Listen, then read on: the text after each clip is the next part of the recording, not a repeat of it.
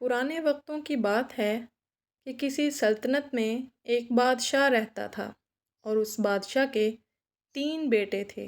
وہ بادشاہ اپنے تینوں بیٹوں سے بہت پیار کرتا تھا، لیکن وہ یہ نہیں جانتا تھا کہ ان تینوں بیٹوں میں سے سب سے زیادہ نیک اور سمجھدار بیٹا کون سا ہے۔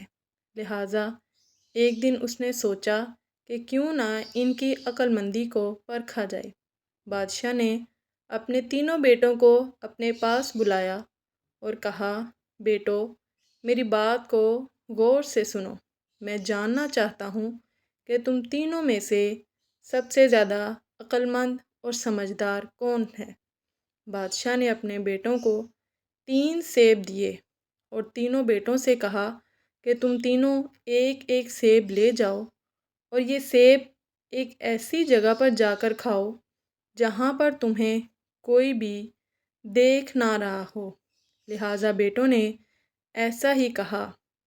اگلی صبح ہوتے ہی بادشاہ نے بیٹوں کو دوبارہ سے اپنے پاس بلا لیا اور اپنے پاس بلا کر بیٹوں سے کہا کہ ہاں بچوں، بتاؤ، میں نے تمہیں کہا تھا کہ وہ سیب ایسی جگہ پر جا کر کھانا جہاں پر تم لوگوں کو کوئی دیکھ نہ رہا ہو۔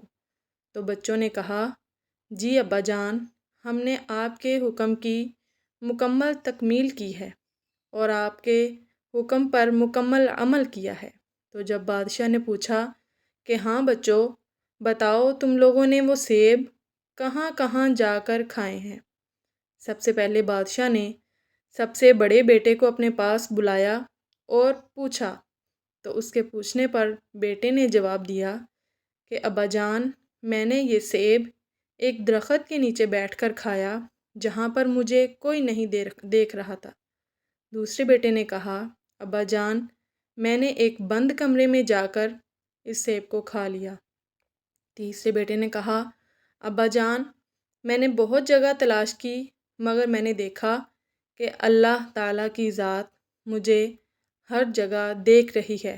اللہ کی ذات سے کچھ بھی چھپا ہوا نہیں، وہ اللہ پاک مجھے ہر جگہ دیکھ رہا تھا، لہٰذا میں یہ سیب نہ کھا سکا۔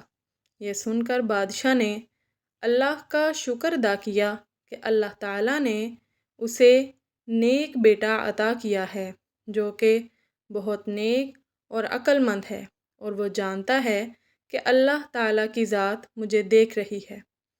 بادشاہ نے یہ سن کر خوشی سے اپنے بیٹے کو اپنی سلطنت عطا کی اور اپنا جانشین اپنے چھوٹے بیٹے کو بنا دی۔